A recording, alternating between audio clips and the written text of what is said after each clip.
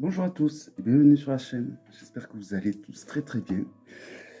Donc dans cette vidéo, j'ai agrandi le format de la vidéo parce que je voulais faire une unboxing, parce que j'ai reçu une très jolie boîte.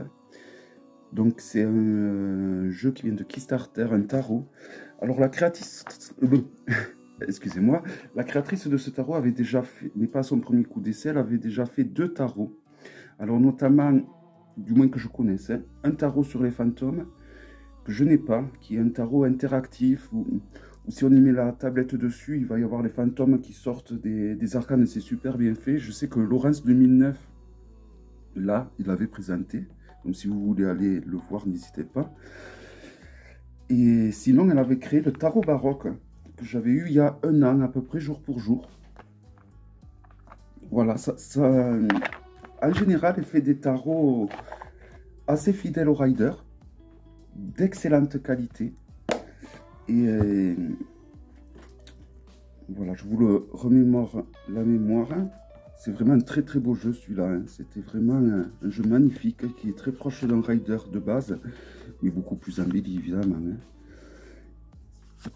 Et je me souvenais plus qu'il était arrivé dans un carton. Je sais qu'il y avait beaucoup de goodies avec ce jeu, et je me souvenais plus du tout, mais du tout, qu'il était venu. Vous voyez, les cartes, les arcanes ne collent pas.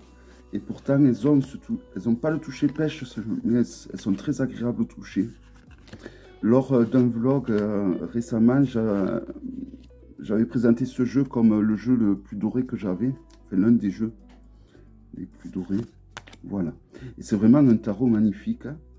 Alors, on avait la possibilité de se le reprocurer, ainsi que celui-là des fantômes, euh, avec une petite réduction. Bon, moi, étant donné que j'avais celui-là des fantômes, bon, il me parle pas. Étrangement, il me parle pas. Bon, et puis j'ai déjà celui-là de Célia qui me parle très bien, que j'aime beaucoup. Donc, bon, je suis pas fan des fantômes au point d'acheter tous les tarots sur les fantômes, contrairement au tarot des chats. Donc, je vais faire une unboxing et après je rétrécirai, je remettrai, j'enlèverai le zoom. Donc, ben déjà, un immense carton pour un si petit tarot.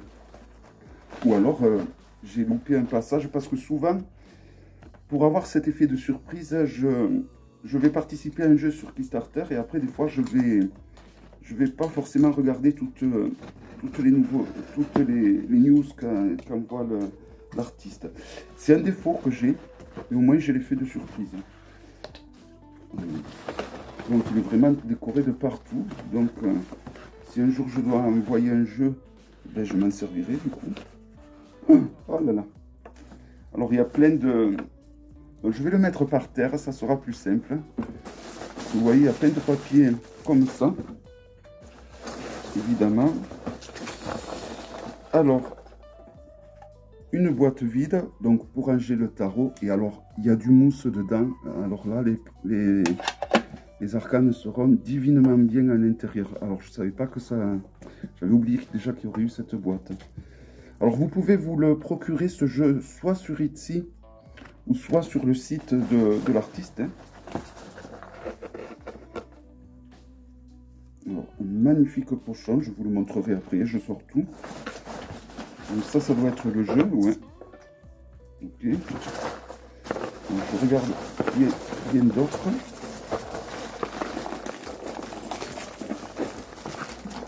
Hop. Un livre.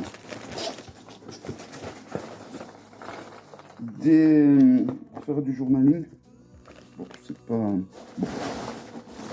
Toujours ça. Ah. Un pins. Et voilà, je crois que j'ai tout vu. C'était bien emballé. Bien protégé. Après, quand vous devez envoyer des jeux, mais surtout des pierres ou des cristaux, les meilleures protections qu'il existe, c'est le papier journal froissé. Surtout pour les pierres et les cristaux. Si vous voulez pas de la casse, c'est pas ça hein, qui va protéger les pierres et les cristaux. Du tout. Ça, je parle en connaissance de cause et par expérience. C'est vraiment du papier journal froissé. Voilà, c'est la meilleure des protections qu'il existe. Alors, bon, déjà, le pochon. Magnifique. Hein. En plus, il m'en faut des pochons en ce moment de toute beauté. Vous voyez, de très bonne qualité.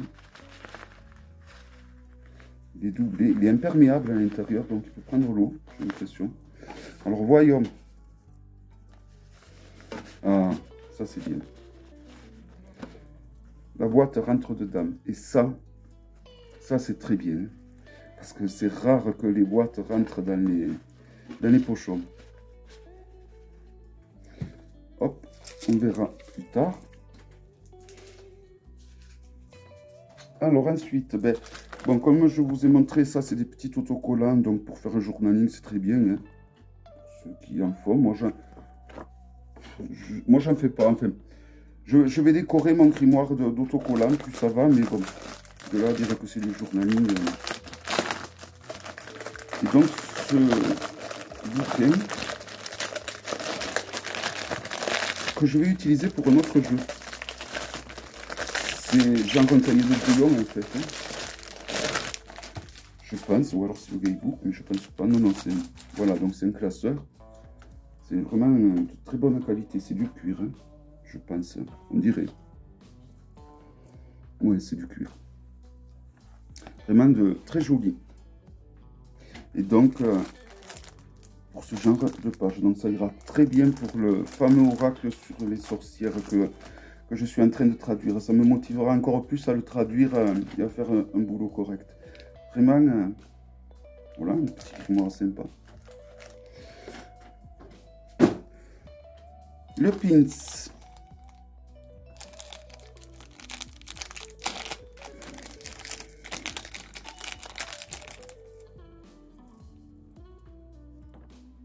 Je sais pas trop ce que ça représente. Je vois une lune. Ouais, des montagnes avec une lune.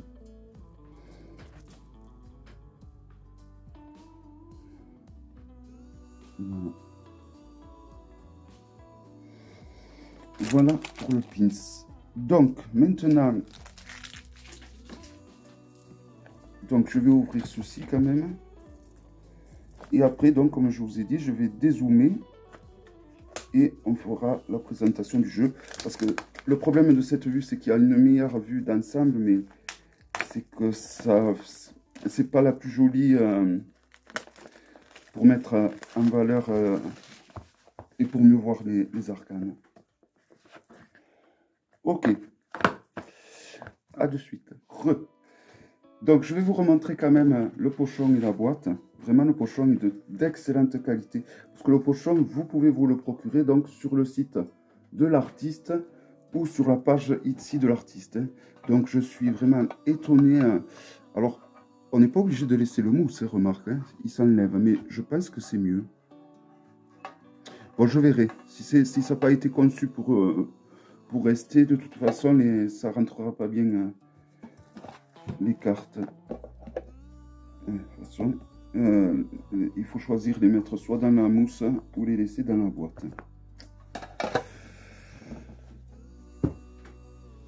Donc, ça arrive dans une boîte. Ah, ça s'ouvre pas complètement, mais bon.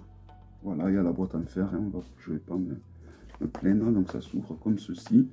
Elle est très jolie quand même, cette boîte. Bon, alors, c'est sûr que la boîte en ferraille, là, c'est plus costaud. Hein.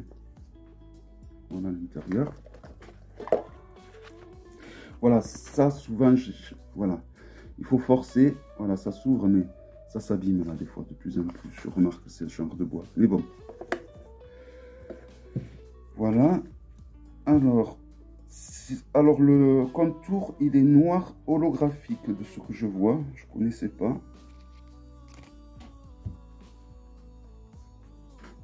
Voilà. L'oracle de Prisma Vision était, je crois, un petit peu comme ceci. Le Gaybook. Donc, normalement, voilà, le Gaybook est en couleur. Entièrement en anglais.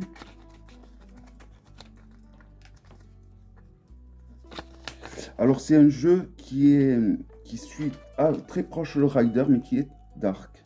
C'est un jeu qui est fait pour mettre en avant nos parts sombres. Donc pour faire travailler le shadow work, entre autres. Donc il y a 1, 2, 3, 4 tirages qui sont proposés. Un tirage à 3 cartes, deux autres à 4 cartes, 3 autres à 4 cartes. Pardon, que voici. Donc tirage à 3 cartes, c'est connu. Le tirage en croix, c'est connu. Et cela aussi.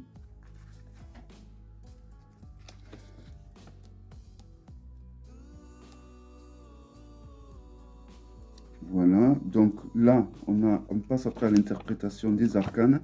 Donc il y a un autre tirage, il me semble, ici. Il faudrait que je traduise, mais je crois que c'est un tirage spécifique au jeu. Donc pour chaque arcane majeur, donc vous avez une page. Mais hormis que les illustrations vont être un peu sombres par rapport à un rider traditionnel, c'est un jeu qui suit quand même, qui reste proche d'un rider. Donc c'est pas... Voilà, c'est pas utile d'utiliser ce guidebook, et on peut utiliser un livret en français, bien que dans ce guidebook, ils vont mettre en avant le côté tortué des cartes, ou le côté sombre, on va dire. Donc ça peut être intéressant quand même de le traduire, et puis pour avoir le point de vue de la créatrice. Il y a la même signification pour les majeurs ou les mineurs. Ça, c'est très bien, parce que souvent les mineurs sont souvent un peu délaissés. Et voilà. Voilà, après on arrive à la fin. Donc il y a 86 pages. On a une petite phrase de Carl Jung. Voilà, en anglais. Et ce jeu donc s'appelle le Dark Reflection Tarot Deck. Donc les cartes sont de bonne qualité. C'est pareil que le tarot baroque. Alors il y a une arcane supplémentaire, je vois.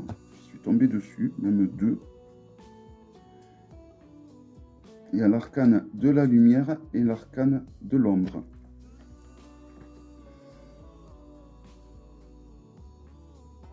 Donc là, on voit ces yeux qui nous regardent dans le noir. Et le dos. C'est un peu le même effet que le Troublac. Si on le compare à un Grimaud, c'est un petit peu plus large. La hauteur est identique, mais la qualité, évidemment, est bien meilleure. Allez, on passe à la présentation.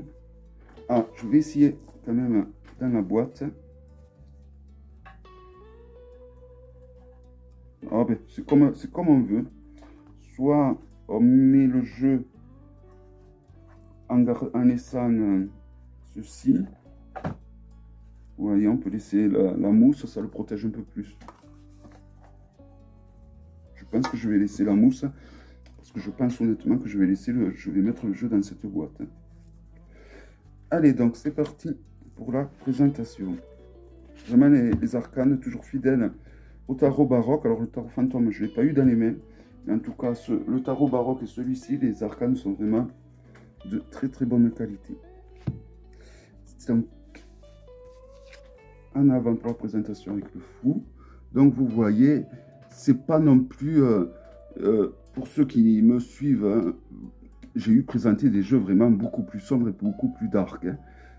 C'est sombre surtout au niveau de l'utilisation des couleurs. Après, bon, c'est pas non plus le plus sombre. Bien que, bon, à la papesse, ça commence. Hein. J'aime beaucoup ce jeu. Je sens que je vais beaucoup aimer ce jeu. Voilà, donc, comme je vous ai dit, la papesse, on voit là que c'est vrai qu'en effet, peut-être que ça va être un peu plus sombre que ce que je pensais. On voit un peu de sang qui s'écoule de sa bouche. Hein. Je présume que c'est du sang. Donc, vous voyez, c'est vraiment très bien fait. Hein. Vous avez le nom en bas.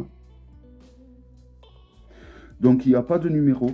Donc, du coup, ben, vous pouvez mettre la force et la justice dans l'ordre qui vous arrange le mieux. Regardez comment c'est bien fait. Impératrice. L'empereur.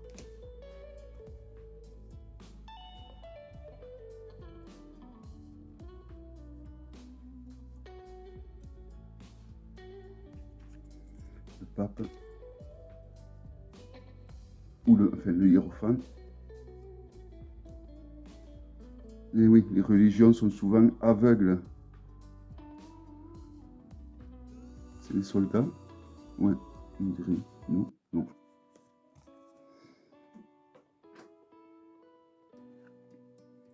Les amoureux.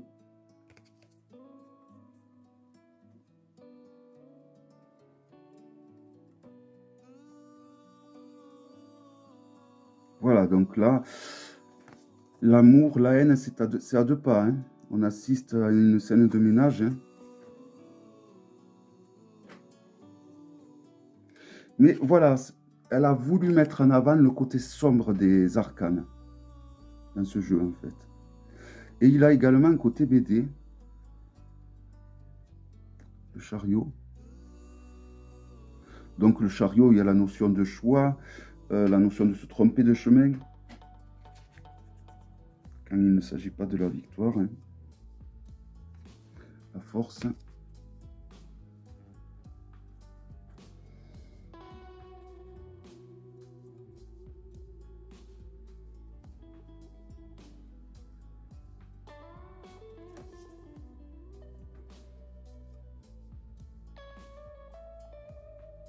Même pour ces illustrations, si j'avais les lunettes, hein, je vais les avoir la semaine prochaine. Donc je vais pouvoir enfin me remettre à la lecture. Ermite. J'adore vraiment ce jeu. Je savais qu'il allait me plaire parce que bon, sinon je ne l'aurais pas baqué sur Kickstarter. Mais là, vraiment, je trouve qu'il me plaît plus que ce que je pensais. Vraiment. Vraiment, il me plaît énormément. La justice qui triche. D'ailleurs, dans de nombreux tarots de Marseille, la justice est représentée avec son coude qui influence le résultat de la balance, le pendu.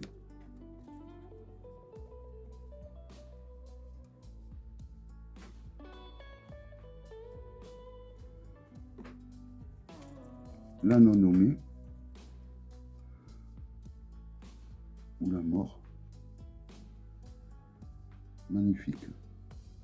Ce cheval noir avec les yeux rouges, ça représente, je crois, un chevalier de... Enfin, il y a un cheval dans le livre de Jean de l'Apocalypse qui, comme ça, il me semble. Alors, je sais qu'il y a un cheval blanc, un autre rouge. Je crois, il y en a 3, il me semble, ou 4. Enfin, bon, il faudrait que je le relise, ça aussi. La tempérance, magnifique. Un ange noir.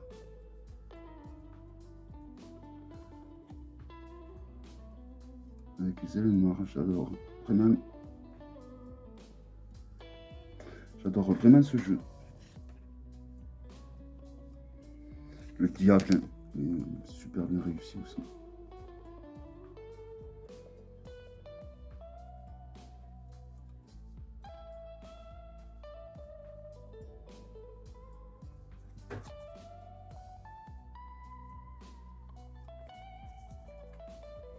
La maison Dieu.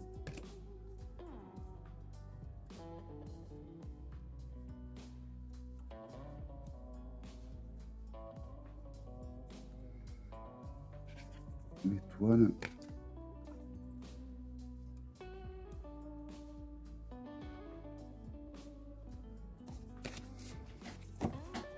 Donc, je vais le ranger au fur et à mesure. La lune est vraiment magnifique, je trouve.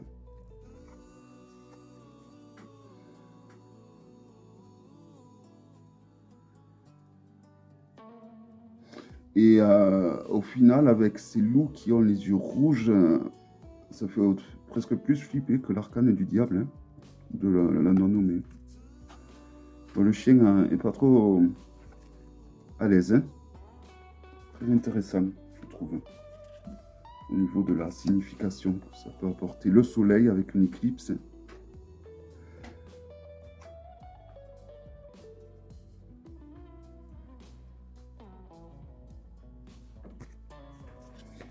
le jugement, ou là, l'ange...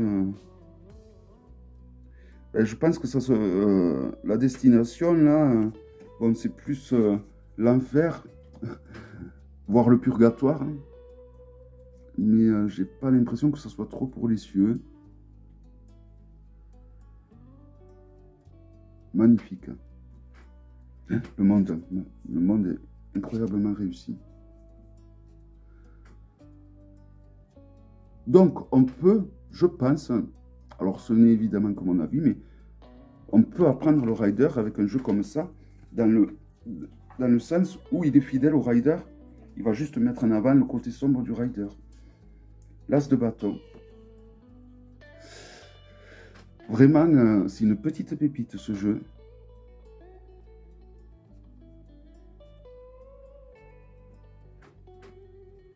Regardez tous ces détails. Enfin, tous ces détails, c'est pas non plus le Bonestone, mais... Enfin, pas loin, hein, je trouve. Vraiment, il est super bien réussi, je trouve. Et c'est vrai, bon, le fait qu'elle a choisi de mettre en avant le côté sombre donc des arcanes du Rider, tout en restant fidèle au Rider, je trouve que c'est très bien. Et du coup, c'est vrai que ça permet aussi de mieux comprendre le Rider. Et ça permet aussi de moins occulter certaines significations des arcanes du Rider qu'on a tendance des fois, surtout lorsqu'on se fait des tirages à soi, à mettre de côté. Par exemple, ce genre de jeu, il peut être intéressant de se tirer très intéressant pour se tirer les arcanes à soi, je trouve.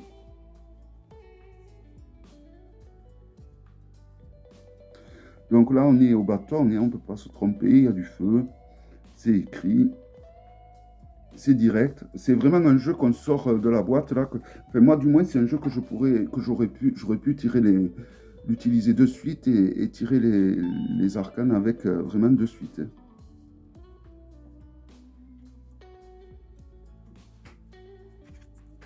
Le 7. Bon, le bâton, c'est pas ma série de mineurs préférée. J'aime les épées et les coupes. Je dois choisir. Les bâtons et les deniers, bon, c'est pas... voilà.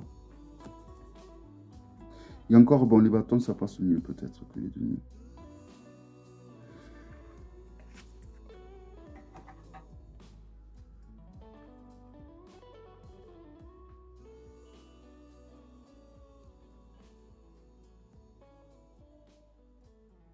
Joli bâton. Donc le feu envahit vraiment tout ce village. Hein.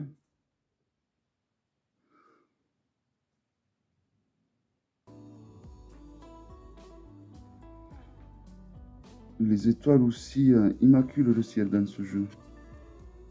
Donc le valet. Donc pour les personnages de cour, vous voyez, il y a une nomination normale. Hein.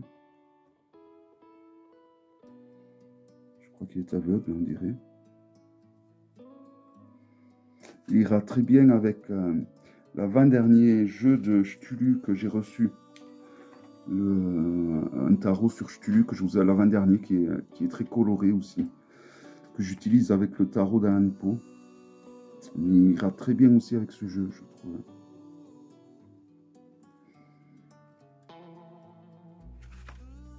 Vraiment, les personnages de bâton, ils ont des regards. Hein. Je suis curieux de voir les autres personnages de cour. Magnifique, hein. Vraiment. Et alors, j'ai failli le débaquer, je ne sais pas combien de fois, c'est un chat là-dessus, évidemment. Je vois vraiment mal. Hein. Il faudra vraiment les lunettes. Hein.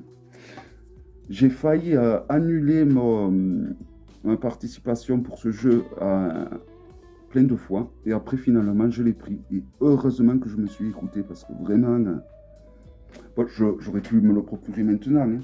Mais bon, le prix aurait pas été tout à fait le même. Il aurait été un petit peu plus cher, je pense. Enfin, c'est pas dit, hein, des fois, on croit faire des économies en passant par Kickstarter, mais pas forcément. Par exemple, pour le tarot de la Marelle, au final, je crois qu'il coûte plus cher hein, pour ceux qui ont financé par Kickstarter que ceux qui l'achètent maintenant. Alors après, bon, c'est sûr qu'il n'est pas disponible pour de suite, mais bon. Il leur en restait de la campagne de disponible, mais pas mal celle-là aussi. Vraiment, ça met vraiment en évidence le côté sombre, le côté renversé, au final, pour ceux qui utilisent les arcanes renversés. Là, du coup, si les arcanes sont renversés, il faudra les interpréter de façon positive. Bon, moi, je n'utilise pas les arcanes renversés, hormis, comme je vous ai dit, pour le tirage Tzigane. Là, je l'utilise, mais il n'y a que vraiment pour ce tirage que je l'utilise. Sinon, bon, après, ça ne change pas la signification. Pour moi, hein, je sais que quand je l'utilise lors du tirage Tzigane, je ne change pas du tout la signification des arcanes. Hein. C'est juste que, pour moi, c'est qu'il faut y prêter plus d'attention, pardon.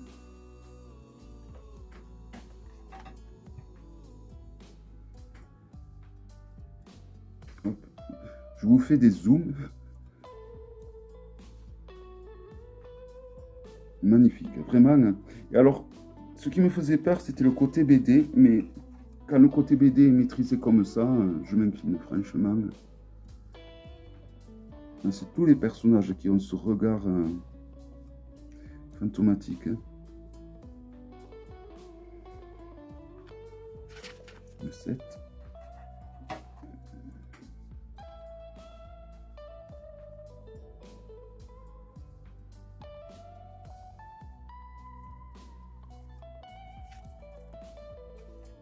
Le 8.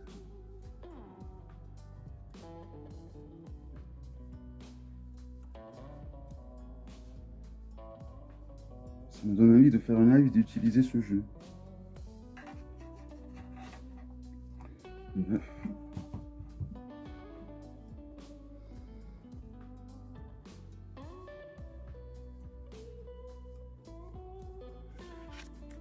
Le 10.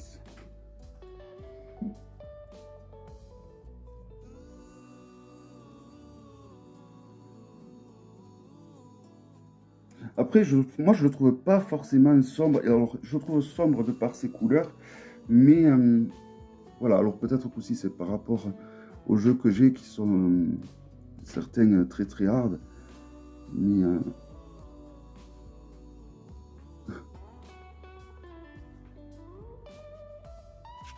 les chevaliers, il me semble qu'ils sont particulièrement bien réussis dans ce jeu.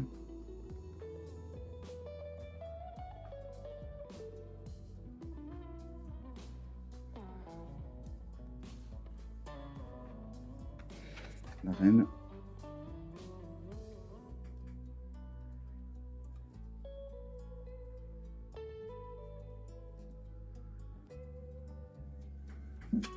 Le roi.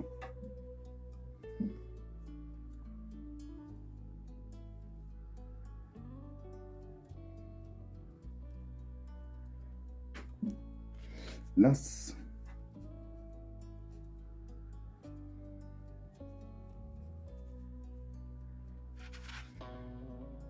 Le 2.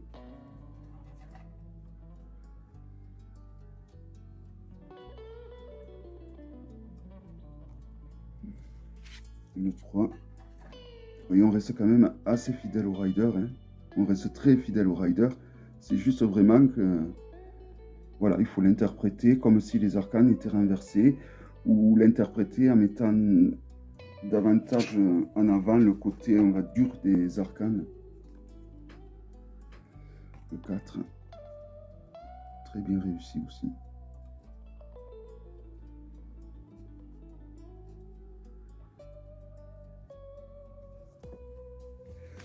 Le 5.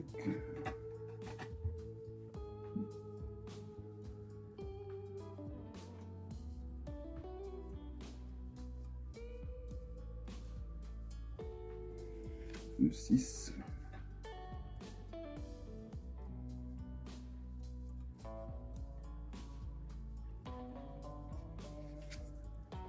Le 7.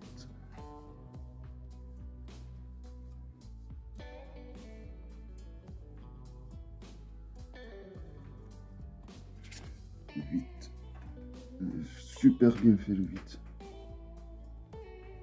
Je trouve magnifique. Alors c'est le premier jeu qui est basé sur des BD que j'aime autant. En général, ça me lasse, j'aime pas trop, mais alors là, celui-là, j'avais le tarot de Lucifer qui était un peu de type BD, donc je me suis lassé. Mais alors celui-là, vraiment... Alors là, la personne est en train de dormir avec... Alors je sais pas si c'est le croque-mitaine ou quoi, en tout cas, c'est une créature qui ne lui veut pas trop de bien, je pense. Et c'est beaucoup mieux représentatif, le 9 d'épée là, que ce qu'il y a habituellement. En plus, on voit qu'il y a le soleil quand même qui se lève. Hein.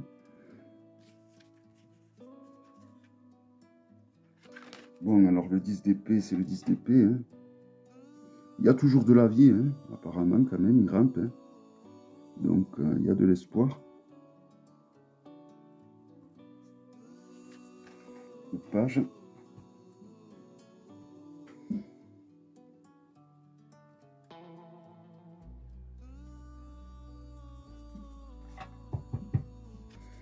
Cavalier.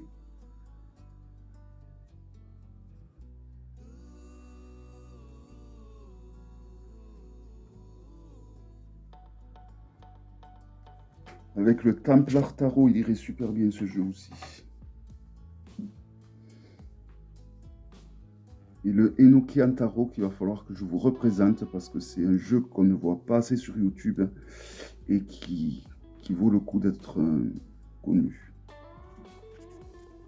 Et le roi des épées.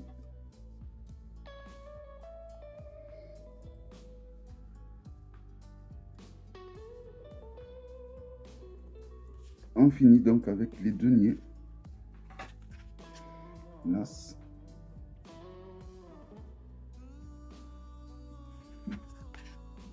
Le 2. Oh, j'aime bien la série de deniers. Ce jeu va me réconcilier avec la série des deniers. Et même la série des bâtons. C'est vraiment un jeu somptueux. Et qu'est-ce que c'est agréable? Il est très agréable au toucher. À brasser, à mélanger, à manipuler. C'est un jeu qui va être très très agréable.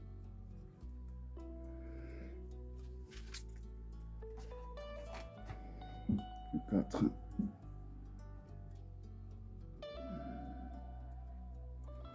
Ben, j'allais aller sur le roi de coupe aujourd'hui pour voir. Mais du coup, ce jeu va me combler pendant quelques temps. Et l'envie d'acheter ne va plus être... Vraiment, je suis heureux d'avoir participé à cette campagne. Magnifique. 6.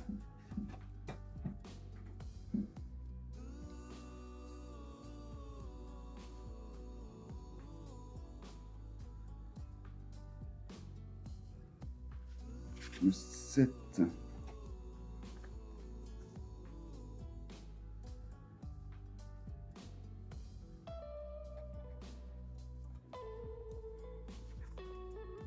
Le 8.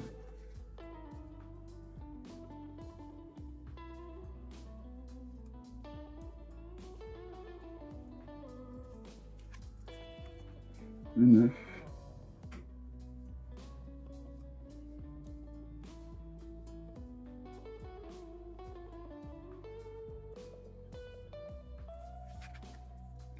Le 10.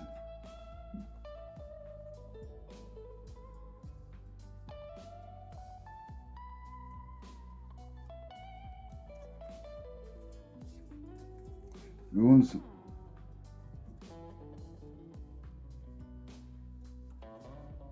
Décidément, je n'arrête pas de vous zoomer. Magnifique. Vraiment, les illustrations sont à tomber, je trouve. Je pensais pas que le style BD allait me plaire comme ça. Vraiment, le cavalier. Et les cavaliers sont magnifiques avec leurs chevaux, là, de toute beauté. Alors celui-là, il n'a pas les yeux blancs, on dirait.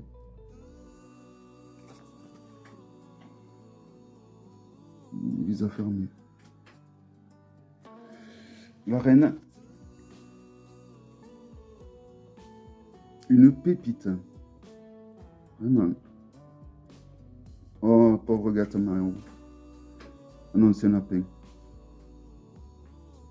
Ah, je pensais plus je la voyais pas cruelle comme ça, la reine de Denis. Mais là, exemple, on a tendance à la voir plus positive que plus pas aussi dure, hein, la reine de Denis. Alors que oui, vous voyez, elle peut être très très dure. Donc un jeu très très intéressant, je trouve. Le roi qui doit se laisser dicter par la reine, je pense. Et on finit donc avec les 2 arcanes supplémentaires avec la lumière.